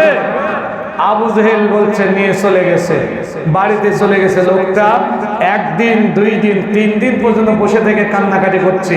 যে নেতার কাছে যায় সেই বলে, এই কিসের টাকা, যাও। ওমর তখন মুসলমান হয়, বলতে যাও, চলে যাও। লোকটি শেষ পর্যন্ত বসে আছে। ওমর তখন টিটকারি করে বলছে, তুমি যদি টাকা উঠাতে চাও, ওই তখন নতুন একজন নেতা, নতুন নেতা, নাম হচ্ছে মুহাম্মদুর রাসূলুল্লাহ সাল্লাল্লাহু আলাইহি ওয়াসাল্লাম। মনে করছে মুহাম্মদ এটা করতে, ওর কাছে গেল, ওর কাছে যাও, টাকা তুলে দিবি। যখন গেছে মুহাম্মদ মনটা খারাপ, বলছে আমার কাছে এসেছো, আমি কেমন এটা করবো, আমার চাচা তো এই দেশের। জিবরিল হাজির হয়ে গেছে, ডাক দিয়ে বলে, ইয়া হাবিবাল্লাহ, ইয়া রাসূলুল্লাহ, ও আল্লাহর হাবিব, আল্লাহর রাসূল, কেন আপনি এরকম করেন? আল্লাহ রাব্বুল আলামিন আপনাকে এই ব্যাপারে সহযোগিতা করবেন, আপনি চলে যান। বিশ্বনবী লোকটাকে নিয়ে চলে গেলেন। ওমর দলবল সব পিছনে। আবু জেহেলের দরজায় গেলেন, নক করলেন। আবু জেহেল তরবারি হাতে চলে এসেছে। কে দুপুরবেলা তাকে হত্যা করবে, কিন্তু ভাতিজাকে দেখার পর তরবারি রেখে দিলেন। বলুন আলহামদুলিল্লাহ। এ কোন ইতিহাস? বলছে, ভাতিজা কি বলছো বলো। এবনা কি ইসমু কওলি, ভাতিজা মুহাম্মদ রাসূলুল্লাহ সাল্লাল্লাহু আলাইহি সাল্লাম বলছেন, চাচা যান, এটা একটা বিদেশি মেহমান, কেন আপনি উট নিয়ে এসেছেন, টাকা দেননি? বলছে, ভাতিজা এখনই দিতে বলে, হ্যাঁ। চলে গেলেন ঘরের মধ্যে, টাকা নিয়ে এসে দিয়ে দিলেন বিশ্ব নবীর হাতে। নবী তাকে দিয়ে দিল। ওমর খেপে গেছে, দলবল সহ। আবু জেহেলের কি অবস্থা দেখলাম, চাচা ভাতিজার সম্পর্ক ঠিক আছে, আমাদের সাথে গন্ডগোল, হ্যাঁ, কেন আপনি এরকম করলেন? আবু জেহেল বলে, ওমর রে, কি কথা তোমাকে বলবো, শোনো। আমি নিয়াত করেছিলাম, মুহাম্মাদের কণ্ঠ যখন দুপুরের ঘুমের সময় আমি শুনলাম, নিয়াত করেছি এই তো তরবারি হাতে, আমি দরজায় আসলাম, আমি তাকে হত্যা করব তরবারি দিয়ে। যখন আমি দরজায় গেছি, আমি তো চিনতে পারলাম না আমার ভাতিজা বিশ্বনবীর মাথার উপর বিশাল একটা জন্তু, এত বড় হা করে আছে। রাহিবুল মাকতুমের মধ্যে লেখা আছে, এত বড় হা করে আছে, মনে হচ্ছে গোটাটাই আমাকে খেয়ে ফেলবে। আমি ভয়ে থরথর করে কাঁপা শুরু করলাম, তরবারিটা লিখে দিলাম, তাড়াতাড়ি করে ঘরের মধ্যে গেলাম, দিনার এবং দিরহাম নিয়ে এসে ভাতিজার হাতে দিয়ে দিলাম। ওরে ওমর, আমার মন বলে আমি যদি একটু দেরি করতাম ওইজন তো আমাকে গিলে খেয়ে ফেলতো। ওমর যখন টাকা দিয়ে দিয়েছে, আশ্চর্যের ব্যাপার, ভাতিজার মাথার উপর যন্ত্রণায় গেল কোথায় বুঝলাম না। সুবহানাল্লাহ বলবেন না? তাহলে নবীর জীবনী আমরা যদি অনুসরণ করি, আল্লাহকে আমাদের এইভাবে হেফাজত করতে পারে না? কথা বলেন, পারে না? অবশ্যই পারে, অবশ্যই পারে। 1 আগস্ট ঘোষণা করা হলো নিষিদ্ধ, অথচ 5 আগস্ট মাত্র 4 দিনের ব্যবধানে, 3 দিনের ব্যবধানে 4 দিনের দিনে সেনা প্রধান নিষিদ্ধ দলের প্রধানকে, আমিরকে ডেকে নিয়ে ডান পাশে বসে বলছে, স্যার আপনি একটু জাতির উদ্দেশ্যে কথা বলেন, জাতির উদ্দেশ্যে কথা বলেন। একটা হাদিস বলো আপনাদেরকে, হাদিসটি আমি এই 1 বছর আগে পড়েছি, এর আগে জানতাম না। আর আনাস বিন মালিক রাদিয়াল্লাহু তাআলা قال রাসূলুল্লাহ সাল্লাল্লাহু আলাইহি ওয়াসাল্লাম মান আগাসা মালহুফান কাতাবাল্লাহু লাহু সুলুসান সাবঈনা মাগফিরাতান ওয়াহিদাতান ফিদ দুনিয়া সালুহা কুল্লি আমরিহি ওয়া সিনতাইনা সাবঈনা দারাজাতান ইয়াউমাল কিয়ামাত রাহুত তিরমিজি। আনাস বিন মালিক থেকে বর্ণিত, তিনি বলেন বিশ্বনবী বলেছেন যারা মালহুফ হবে, মালহুফ কারা? মালহুফ হলো তারাই পৃথিবীর সব অধিকাংশ মানুষ একদিকে, গুটি কয়েক মানুষ আল্লাহর পথে। এই যারা গুটি কয়েক কম সংখ্যক মানুষ আল্লাহর পথে, এরা হচ্ছে মালহুফ। নবী বলছেন যারা মালহুফ, কাতাবাল্লাহু লাহু, আমার আল্লাহ নিজ হাতে তাদের আমলনামায় লিখবেন। সুবহানাল্লাহ বলবেন না? অন্য কোন হাদিসে আল্লাহ লিখবেন এই কথা নাই, কেরামিন কাতিবিন বান্দার আমল লিখবেন। এই হাদিসে বলা হচ্ছে কাতাবাল্লাহু লাহু, আমার আল্লাহ নিজ হাতে তার আমলনামায় লিখবেন সুলুসানা সাবঈনা মাগফিরাতান, 73টা মাগফিরাত। সুবহানাল্লাহ। কয়টা? ওয়াহিদাতান ফিদ দুনিয়া, একটা হচ্ছে দুনিয়ার জন্য জীবনে, সালুহা কুল্লি আমরিহি, দুনিয়ার জীবনে একটা হওয়ার কারণে পৃথিবীর সব সহজ হয়ে যাবে, সব সহজ হয়ে যাবে। আমার তো 20টার উপরে মামলা, চলতে পারতাম না, প্রোগ্রামে যাওয়া যেত অনেক সময় ঝামেলা। এখন দেখছি যে সব মামলা সব বাদ, সব বাদ। ওই আপনার ওসি তো আজকে দিনে 2-3 ঘন্টা সাথে না রাখলে, না ভাই আপনি সাথে থাকেন, বলছেন না সময় নাই প্রোগ্রাম, না ভাই একটু সাথে থাকেন। এখন বন্ধু সংগঠনের ভাইয়েরা বলছে আরে আমরা এত কিছু করলাম, আমাদেরকে বাদ দেখালি, এদেরকে দেখছে কেন? আপনাদের কেন হচ্ছে না এরকম? কথা বলেন, এরকম হচ্ছে না? আল্লাহ বলছেন, আল্লাহ নবী বলেন ওয়াহিদাতান ফিদ দুনিয়া সালুহা কুল্লি আমরিহি, বাংলার জমিনে মানুষেরা বুঝতে পারবে যারা মালহুফ হবে, একটা মর্যাদা আল্লাহ দুনিয়ার জীবনে দিবেন, একটা মর্যাদার কারণে পৃথিবীর বুকে সমস্ত কাজ আল্লাহ সহজ করে দিবেন। আমাদের মন বলে এই হাদিসের আমল বাংলাদেশের জামাত ইসলামের নেতা এবং কর্মী সমর্থকরাই করেছে। আগামী দিনে বাংলাদেশের এই ভার আল্লাহ পাক রব্বুল আলামিন এই জাতির জন্য জামাতের হাতে দিবেন ইনশাআল্লাহ, এতে কোনো সন্দেহ নাই। এই হাদিস আল্লাহ পাক রব্বুল আলামিন নবী 1500 বছর আগে বলে গেছেন। ওয়া সিনতাইনা সাবঈনা দারাজাতান ইয়াউমাল কিয়ামাত, 72টা মর্যাদা দিবেন কিয়ামতের ময়দানে। কোথায়? তাহলে দুনিয়ায় একটা, আর 72টা, তাহলে মোট 73টা। এই 73টা মর্যাদা কারা কারা চান? দোহাত তুলে আল্লাহকে সাক্ষী করে একটু দেখান। লিল্লাহে তাকবীর, লিল্লাহে তাকবীর। কবুল করুন, হাত নামান, বলুন আমিন। সম্মানিত উপস্থিতি, 73টা মর্যাদা যদি আমরা চাই, আল্লাহ নবীর জীবনে আমরা আলোচনা করছি, নবীর জীবনীতে যা ঘটেছে আমরাও ঠিকভাবে সে অনুসরণ করব ইনশাআল্লাহ, ইনশাআল্লাহ। আচ্ছা, আল্লাহ বলেন মা আতাকুম রাসূলু ফাখুযুহু ওয়া মা নাহাকুম আনহু ফান্তাহু, নবী যা নিয়ে এসেছেন হুবহু গ্রহণ করো, আর তিনি যা বর্জন করেছেন তা থেকে দূরে। এবার কান লাগা। 11তম মুসলমান আব্দুল্লাহ ইবনে মাসউদ রাদিয়াল্লাহু তাআলা আনহু, 11তম মুসলমান আব্দুল্লাহ ইবনে মাসউদ। আল্লাহ নবীকে বলছেন, নবী রে আমি একটু কোরআন তেলাওয়াত করব। কোথায়? তে কাবার গিলাফ ধরে। নবী বলছেন না না, সর্বনাশ, এখন যাওয়া। আবু বকর মুসলমান হয়েছেন, বলছেন এখন যাওয়া যাবে না, এখন মাত্র 11 জন আমরা, ওরা সংখ্যায় অনেক, এখন যাওয়ার কোনো পরিবেশ না। এদিকে কান লাগা। যাওয়ার পরিবেশ নাই। আব্দুল্লাহ ইবনে মাসউদ পাতলা খিনখিনে সাহাবী বলছে, ইয়া রাসূলুল্লাহ আমি যাব। কাবার গিলাফ ধরে যখনই কোরআন তেলাওয়াত শুরু করেছেন, আবু জেহেল নিজে এসে তার বাহিনী দিয়ে তার উপর অত্যাচার শুরু করলেন। বলেন নাউজুবিল্লাহ। আবু জেহেল শেষ পর্যন্ত কান দুটো কেটে নিলেন, বেহুশে পড়ে আছেন। নবী মনে করেছেন আমাদের হজ কাফেলার ওজন না। সম্মানিত উপস্থিতি, বিশ্বনবী মুহাম্মদ রাসূলুল্লাহ সাল্লাল্লাহু আলাইহি ওয়াসাল্লাম আবু বকরকে পাঠালেন। আহারে নবমুসলিম আব্দুল্লাহ ইবনে মাসউদ এই কম বয়সে মারা গেল। আবু বকর গেছেন। আবু বকর যাওয়ার পর বুখারীর হাদিসের মধ্যে এসেছে, আব্দুল্লাহ ইবনে মাসউদের মুখমণ্ডলে এইভাবে হাত স্পর্শ করতেই আব্দুল্লাহ ইবনে মাসউদ নড়ে উঠলেন, তার মানে মরে। একটু পর উঠে বসলেন, কাঁদতে কাঁদতে আবু বকর বলছে, হে আব্দুল্লাহ ইবনে মাসউদ, তোমাকে না বললাম কোরআন তেলাওয়াত করো না? নবীও তো নিষেধ করলো, কেন তুমি কোরআন তেলাওয়াত করলে? দেখো তো তোমার কত কষ্ট। আব্দুল্লাহ ইবনে মাসউদ রাদিয়াল্লাহু তাআলা বলছেন, ওয়াল্লাহি ওয়াল্লাযী নাফসি বিয়াদিহি, আল্লাহর শপথ যারাতে আমার প্রাণ, ও আল্লাহ নবীর সাহাবী আবু বকর ভালো করে শুনে নেন, কোন সময় আবু জেহেলের বাহিনী আমাকে মেরেছে, কোন সময় কান কেটেছে, কোন সময় রক্ত ঝরেছে, আল্লাহর নামে শপথ করে বলি পিঁপড়ার কামড়ের মতো কোনো কষ্ট আমি অনুভব করি নাই। আব্দুল্লাহ ইবনে মাসউদ কান দুটো আর নাই। এমনি করতে করতে দীর্ঘ 12 বছর পার হয়ে চলে গেল। বিশ্বনবী হিজরত করে মদিনায় চলে গেছেন। প্রথম হিজরি শেষ, দ্বিতীয় হিজরি সন 17 রমজান বদরের ময়দানে 313 জন মুজাহিদ নিয়ে আল্লাহ নবী 1000 জন কাফেরের বিরুদ্ধে সংগ্রাম শুরু করে দিলেন। যুদ্ধ করতে করতে 70 জন নিহত হলো, 14 জন মুসলিম শাহাদাত বরণ করলো, 70 জন আবার অমুসলিম তারা গ্রেফতার হয়ে গেল। যুদ্ধ শেষ হয়ে গেছে, সংক্ষেপে বলছি, যুদ্ধ শেষ হয়ে গেছে এমন পর্যায়ে 70 জনের মধ্যে হযরত আব্বাস রাদিয়াল্লাহু তাআলা নিজেই ছিলেন।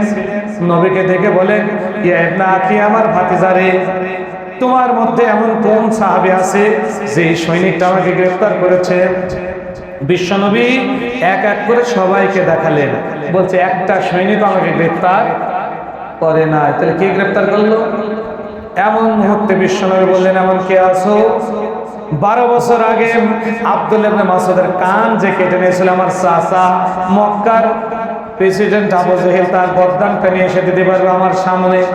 আব্দুল্লাহ ইবনে মাসউদ কান কাটা মাসউদ দাঁড়িয়ে গেলেন, লাব্বাইকা সাদাইকা ইয়া রাসূলুল্লাহি, আমাকে বলেন আমি যেতে পারবো? বলে যাও। চলে গেলেন। 70টা লাশ পড়ে আছে, লম্বা চড়া দেহ পৃষ্ঠ, গলা পৃষ্ঠ, বুকের উপর বসে গেলেন। দেখেন নড়াচড়া করছে আবু জেহেল, এখনো মারা যায়নি। বলছে, মা নানতা তুমি কে? আব্দুল্লাহ ইবনে মাসউদ বলছেন, না আব্দুল্লাহ ইবনে মাসউদ, ওরে নেতা, আপনি 12 বছর আগে যার কান কেটে নিয়েছিলেন, বিশ্ব নবীর দলের কর্মী আমি মাসউদ, আর আপনি সরকার।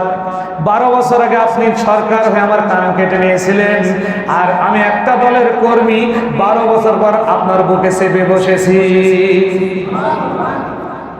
আব্দুল্লাহ ইবনে মাসউদ বলেন, বুখারীর হাদিসের মধ্যে এসেছে, নেতারে আজকে সুযোগ পেয়েছি বলে আপনাকে হত্যা করব তা নয়, আপনি যদি আল্লাহর কালেমা পড়ে নেন আমি ক্ষমা করে দিব। আবু জেহেল বলছে, অসম্ভব। একবার, দুইবার, তিনবার যখন বললেন, আবু জেহেল বলে, ওরে কান কাটা মাসউদ, শোনো, আমাকে বিরক্ত করো না। কালেমা পড়া তো দূরের কথা, এই মুহূর্তে আমি আমার ভাতিজা মুহাম্মদকে যদি আমি আমার সামনে পেতাম, 32টি দাঁতে তাকে চিবে খেতাম। বলে নাউজুবিল্লাহ। আব্দুল্লাহ ইবনে মাসউদ বলেন, আর জীবিত রাখা যাবে না, তরবারি বের করলেন, মাথাটা কেটে নিলেন, পাগড়ি দিয়ে বেঁধে গলায় ঝুলিয়ে দৌড় দিয়ে বিশ্বনবীর কাছে চলে গেলেন। বিশ্বনবীর কাছে গেছেন, জিবরিল আমিন আলাইহিস সালাম এসে হাজির। আল্লাহ নবীকে সালাম দিয়ে মুস্কি মেরে হাসলেন, বলেন আলহামদুলিল্লাহ। এমন মুহূর্তে হযরতে মুহাম্মদ রাসূলুল্লাহ সাল্লাল্লাহু আলাইহি সাল্লাম নবীকে বলছেন, জিবরিলকে বলছেন, জিবরিল কি ব্যাপার, আজকে আপনি মুস্কি হাসলেন কেন? বলতে রে নবী, 12 বছর আগে যখন মক্কার সরকার আপনার এই কর্মী আব্দুল্লাহ ইবনে মাসউদের কান কেটে নিয়েছিল, আপনি বিশ্ব নবী সেই দিনে তো কেঁদে দিয়েছিলেন, আপনার সামনে আমিও কেঁদেছিলাম। 12 বছর পর মক্কার সরকারের মাথা কেটে নিয়েছে আপনার সামনে, আপনি একটু মুস্কি হাসলেন, আমি আল্লাহর ফেরেশতা জিবরিল আপনার সাথে একটু হেসে দিলাম। হযরত আব্বাস তখনও মুসলমান হননি, চিৎকার দিয়ে বলছেন, ও আমার ভাতিজা বিশ্ব নবী, আমি দেখতে পাচ্ছি যে সৈনিকটা আমাকে গ্রেফতার করেছে ওই সৈনিকের সাথে তুমি কথা বলছো। আল্লাহ নবী বলেন, চাচা যান হযরত আব্বাস, আমি তো পৃথিবীর কারোর সাথে কথা বলি নাই, আমি তো কথা বলছি আল্লাহর ফেরেশতা হযরত জিবরিলের সাথে। হযরত আব্বাস সামনে এগিয়ে আসলেন, ডাক দিয়ে বলেন, ভাতিজারে তাকায়া দেখো, আমি একটা পাঞ্জাবি জুব্বা পরে আছি। কি পরে আছি? জুব্বা পরে আছি। জুব্বায় 40টা বোতাম আছে। কয়টা বোতাম? এক একটা বোতামের ওজন হচ্ছে 2 ভরি করে, প্রত্যেকটা হলো স্বর্ণের বোতাম। তাহলে 40 দুগুণ 80 ভরি। 80 ভরি স্বর্ণের দাম বর্তমান বাজারে 1 কোটি টাকা। 1,20,000 উপরে হলে প্রায় 1 কোটি।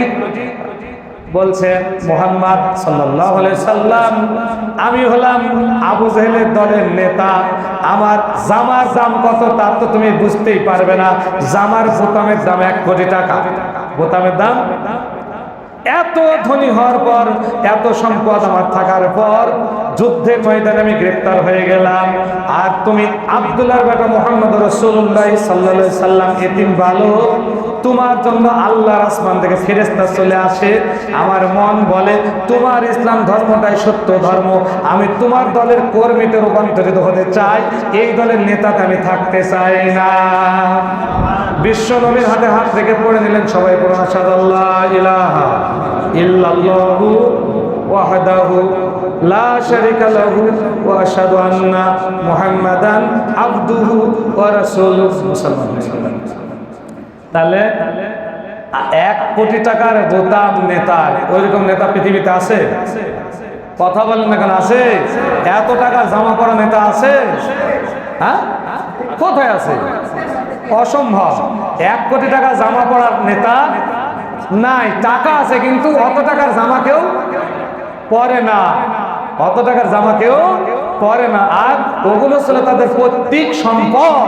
আর এখন যারা করছে কিন্তু মানুষের সম্পদ জোর করে নেই। এখন আছে, দেখান কোথায় আয়ান গায়ান চৌধুরী আর চৌধুরী, কোথায় দেখান? কোথায় গেল সম্পদ? কোথায় আপনার সোহেল? কোথায় কি? আজকে দেখান। আল্লাহ যেমন কিয়ামতের ময়দানে বলবে আইনাল মাফার, পালাবে কোথায়? আজকে তো আমরা তাই বলি, আয়না কোথায় তোমরা? আছে একজনও খুঁজে পাওয়া যাবে? ও তো পরের সম্পদ দেখে লাভ নাই। ভালো করে কান লাগান, যেই নেতার জামার বোতামের দাম 1 কোটি টাকা, ওই নেতা বদরের যুদ্ধের পর বিশ্ব নবীর হাতে হাত রেখে বয়াত গ্রহণ করলেন। নতুন বাংলাদেশের সূচনা হয়েছে 5ই আগস্ট ছাত্র ভাইদের আন্দোলনের মাধ্যমে। আমাদের মন বলে ওই 1 কোটি টাকার জামাওয়ালা নেতা একটাও নাই। যারা অনেক কিছু করেছিল, দেশ থেকে পালিয়ে গেছে অথবা আত্মগোপন করেছে, এখন তাদের দোষর যারা রয়েছে তাদের ক্ষমা করে দেওয়া হয়েছে। ওরা যদি কালেমা পড়ে নতুন উদ্যমে মুসলিম হয়ে ইসলামের পতাকার তলে আসার চেষ্টা করে বা চলে আসতেই হবে। 11 জন মুসলমান নিয়ে 12 বছর পর বিশ্ব নবী যেমন মদিনা ইসলামী স্টেট কায়েম করলেন, আমাদের বাংলাদেশও আজকের বাংলাদেশ হবে জামাত ইসলামের বাংলাদেশ, আজকের বাংলাদেশ হবে ইসলামী ছাত্র শিবিরের বাংলাদেশ ইনশাআল্লাহ। ভয়ের কোনো কারণ নাই, ভয়ের কোনো কারণ নাই, লোক বেশি প্রয়োজন নাই। একবার খালি একটা হই দিবেন। এবারে উপজেলা নির্বাচনের সময় আমি জানি না, সংগঠন আমাকে উপজেলা চেয়ারম্যান প্রার্থী ঘোষণা করেছিল। প্রার্থী ঘোষণার পরে তো আবার উদ্যোগ করা হলো। প্রার্থী ঘোষণার পর প্রায় 30 লক্ষ টাকার মতো, মানে ঘোষণার পরে অনেক আওয়ামী লীগের লোকেরাও তারাও বলছে হুজুর আপনি নির্বাচন করেন, আপনাদের জন্য টাকা দিয়ে দিলাম। এবং অনেক তাদের মধ্যে বিভাজন যে না আপনাকে নির্বাচন করতে হবে। দেখেন না, এই পরিবেশ তো তার চাইতে অনেক ভালো, অনেক ভালো। এবার প্রার্থী ঘোষণা হলেই একজন নর্মাল প্রার্থীও যদি ঘোষণা হয়, দেখবেন তার পিছনে সবাই তবে আপনাদের তো ভাগ্য ভালো, নবীর জীবনে আলোচনা করতে গিয়ে অপ্রাসঙ্গিক তো বলেইনি, আপনাদের ভাগ্য তো এমনই ভালো, বাংলাদেশের সেকেন্ড ম্যান আপনাদের আসেনি, তাই না? কেন্দ্রীয় নায়েবে আমির অধ্যাপক মুজিবুর রহমান ভাই আপনাদের আসেন, এটা তো শোনাই সোহাগা। সম্মানিত উপস্থিত আসন, বিশ্ব নবীর জীবনে আলোচনা করা কম সময়ে সম্ভব। এই মদিনা জীবনে চলে গেলাম, হিজরতের কথা আপনারা জানেন তাই বললাম না। মদিনা জীবনে গিয়ে বিশ্ব নবীর জীবনে 27টি গাজওয়া সংগঠিত হয়েছে। কয়টা? 18টিতে তিনি নিজে সেনাপতির দায়িত্ব পালন করেছেন। 18টিতে তিনি নিজে সেনাপতির দায়িত্ব পালন করেছেন। বিশ্ব নবীর বদরের ময়দানে হেলমেট ভেঙে মাথার মধ্যে ঢুকে গেছে। উহুদের ময়দানে দান্দার মুবারক শহীদ হয়েছে। এরপরও কি তিনি ইসলাম থেকে দূরে সরে গেছেন? যুদ্ধ থেকে দূরে সরে গেছেন? খন্দকের ময়দানে তিনি নিজে বালি মাথায় করে বহন করে নিয়ে গিয়ে পরীক্ষা খনন করেছিলেন। সেই নবীর উম্মাদ যদি আমি পরিচয় দিই, নবীর অনুসরণ করার যদি আমি কথা বলি, জিলাপি খেয়ে হবে না অনুসরণ করতে হবে? লা ইউমিনু আহাদুকুম হাত্তা আকুনা আহাব্বা ইলাইহি মিন ওয়ালিদিহি ওয়া ওয়ালাদিহি ওয়ান নাসি আজমাইন। রাহু তিরমিজি। বিশ্বনবী বলছেন, তোমরা ততক্ষণ পর্যন্ত পূর্ণ মুমিন হতে পারবে না যতক্ষণ না আমি নবী মুহাম্মদ রাসূলুল্লাহ সাল্লাল্লাহু আলাইহি সাল্লাম তোমাদের কাছে তোমাদের সন্তান সন্ততি পিতামাতা ভাই বোন আত্মস্বজন এমনকি গোটা বিশ্ববাসীর সাথে প্রিয়পাত্র হতে না পারবো, প্রিয়পাত্র হতে না পারবো। হযরত ওমর ফারুক রাদিয়াল্লাহু আনহু সহ অন্যান্য সাহাবীরা বসে আছেন। সবাইকে জিজ্ঞেস করা হচ্ছে কে কেমন ভালোবাসো? ওমর বলছে, ইয়া রাসূলুল্লাহ, আমি আপনাকে আমার জীবনের চাইতে কম, আপনাকে অধিক ভালোবাসি, তবে আমার জীবনের চাইতে কম। বিশ্বনবী তখন এই হাদিসটি বলেছিলেন যে তোমার জীবনের চাইতো এমনকি বিশ্ববাসীর সবার চাইতে আমি নবী, আমি যদি তোমার কাছে ভালোবাসার পাত্র হতে না পারি তাহলে তুমি পূর্ণ মুমিন হতে পারবে না। তাহলে সব চাইতে কাকে বেশি ভালোবাসবো? কথা বলেন কাকে? বিশ্বনবীকে। তাহলে বিশ্বনবী বলে গেছেন, মান আতানি ফাকাদ আতা আল্লাহ, যেই ব্যক্তি আমার আনুগত্য করলো সে যেন আল্লাহর আনুগত্য করলো, আমার অনুসরণ করলো সে যেন আল্লাহর অনুসরণ করলো। আমান আসানি ফাকাদ আসাল্লাহ, যে ব্যক্তি আমাকে অমান্য করলো সে যেন আল্লাহকে। অমান আতানি, যে ব্যক্তি আমি নবী আমার আনুগত্য করলো, ওয়াকানা মাই ফিল জান্নাত, আমি নবী আর ওই ব্যক্তি এরকম পাশাপাশি জান্নাতে থাকবো। আমরা কি নবীর সাথে জান্নাতে থাকতে চাই? কথা বলুন, নবীর সাথে জান্নাতে থাকতে চাই? যদি তাই থাকতে চাই তাহলে এতদিন যা হয়েছে বিশ্ব নবীর জীবন অনুসরণ করতে গিয়ে আমরা যা পেলাম, আল্লাহ নবীর জীবনের চরিত্রের সার্টিফিকেট দিয়ে সূরা আল কলমের মধ্যে বলেছেন, ইন্নাকা লাআলা খুলুকিন আযীম, নবী হে নিশ্চয় আমি আপনাকে মহান চরিত্রের অধিকারী করেছি। চরিত্রের সার্টিফিকেট দিলেন কে? আল্লাহ। আর এখন দেয় মেয়র, চেয়ারম্যান, তাই না? যে সার্টিফিকেট দিচ্ছে, সার্টিফিকেট নিতে যাচ্ছে, লেখা আছে মোহাম্মদ আব্দুল্লাহ ওয়াল পিতা অমুক, গ্রাম অমুক, আমার জানা মতে সে রাষ্ট্রবিরোধী কোনো কাজের সাথে জড়িত নয়, আমি তার জীবনে সে সৎ এবং চরিত্রবান, আমি তার জীবনের সর্বাঙ্গীন মঙ্গল উন্নতি কামনা করি। সিগনেচার আগে থেকেই মারা আছে। যিনি সিগনেচার দিলেন তিনিও চরিত্রবান নয়। কথা বল না কেন? তিনিও ডাইলখোর। কথা বল না কেন? তিনিও ডাইলখোর। তার চরিত্রের সার্টিফিকেট যিনি দিচ্ছেন তিনিও অসৎ চরিত্রের অধিকারী। তাহলে তার কাছ থেকে চরিত্রের সার্টিফিকেট আপনি কি নেবেন? আর বিশ্ব নবীকে চরিত্রের সার্টিফিকেট দিলেন স্বয়ং আল্লাহ। নবী মারা গেছেন, আম্মা জান আয়েশাকে জিজ্ঞেস করা হলো নবীর চরিত্র কেমন ছিল? আশ্চর্য হয়ে গেলেন আয়েশা, বলছেন আতাকরাল কোরআন আও তারাল কোরআন, তোমরা কি কোরআন পড়নি বা কোরআন দেখনি? পড়েছি এবং দেখেছি, কলু বালা। তো এরকম কথা বলছো কেন? নবী যখন জীবিত ছিলেন, নবী ছিলেন জীবন্ত কোরআন। সুবহানাল্লাহ বলবেন না? নবী ছিলেন জীবন্ত কোরআন। এখন তোমরা যে কাগজের উপর লেখা দেখছো, এটা হচ্ছে বিশ্ব নবীর চরিত্রের হুবহু ফটোকপি। এটা নবীর চরিত্রের হুবহু ফটোকপি। তাহলে আমরা যদি নবীর চরিত্র অনুসরণ করতে চাই তাহলে কোন কিতাব অনুসরণ করতে হবে? আল কোরআন। আল কোরআন। কোরআনটা হচ্ছে নবীর চরিত্রের ফটোকপি, কোরআন হচ্ছে নবীর চরিত্রের ফটোকপি, আমি কোরআনই জানি না, কোরআনের সংস্পর্শেই আমি নাই। আবার আমি বলছি আমি বড় নেতা, আমার কথাই তোমরা শোনো, আমার কথাই তোমরা কান লাগান। বিশ্বনবীর জীবনে থেকে শিক্ষা গ্রহণ করুন, ওই নেতার আনুগত্য করব। আতুল্লাহ আতু রাসূলুল্লাহ বলেন আমরা মিনকুম, বড় হুজুরের নেতৃত্বে মাদ্রাসার ভাইস প্রিন্সিপাল ছিল আমার জানা মতে, ওনার সামনে বলছি আতুল্লাহ আতু রাসূলুল্লাহ বলেন আমরা মিনকুম, আনুগত্য করবেন কার? আল্লাহ বলছেন আল্লাহ, তারপরে নবীর, তারপরে নেতার, তারপরে নেতার। কিন্তু এখানে শর্ত আছে, আতিউল্লাহ আনুগত্য করো আল্লাহর, ওয়া আতিউর রাসূল আনুগত্য করো তার নবীর, ওয়া উলিল আমরি মিনকুম, উলিল আমরের আগে আতি শব্দ আর নাই, উলিল আমরের আতি শব্দ আর নাই। মানে আল্লাহর আনুগত্যের পরে বিনা শর্তে নবীর আনুগত্য করতে হবে, কিন্তু নেতার আনুগত্য করতে গেলে শর্ত লাগবে, শর্তবিহীন আনুগত্য করা যাবে না। শর্তটা কি? যতক্ষণ পর্যন্ত নেতা ফরজ সালাত আদায় করবে ততক্ষণ পর্যন্ত আনুগত্য করবেন। ফরজ সালাত আদায় করে না, ওই নেতার আনুগত্য করা হারাম। বলবেন হুজুর 22টা তাফসীর এক জায়গায় করে আমি এই আয়াতের নোট করেছি, চ্যালেঞ্জ ছড়ে দিয়ে বললাম, যেই নেতা 5 ওয়াক্ত সালাত আদায় করে না ওই নেতার আনুগত্য করা হারাম। ইজা কানা মারাকুম খিয়ারাকুম ওয়া আতনাকুম সামারাকুম ওয়া আমুরুকুম শুরা বাইনাকুম ফাজাহরুল আরজি খায়রুল লাকুম মিন বাতনিহা ওয়া ইজা কানা মারাকুম শিরারাকুম ওয়া আতনাকুম বুখালাকুম ওয়া আমুরুকুম ইলা নিসাইকুম ফাবাতনুল আরজি খায়রুল লাকুম মিন জাহরিহা।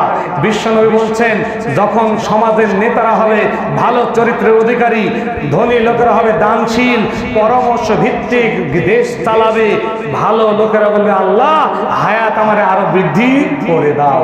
পক্ষান্তরে ওয়াইজা কানা ওয়ারাকুম শিরারাকুম, নেতারা যখন হবে ডাইলখোর বুঝেন, নিশাখোর, নিশা, গোদাগাড়িতে হাট বাজার, ঠিক না?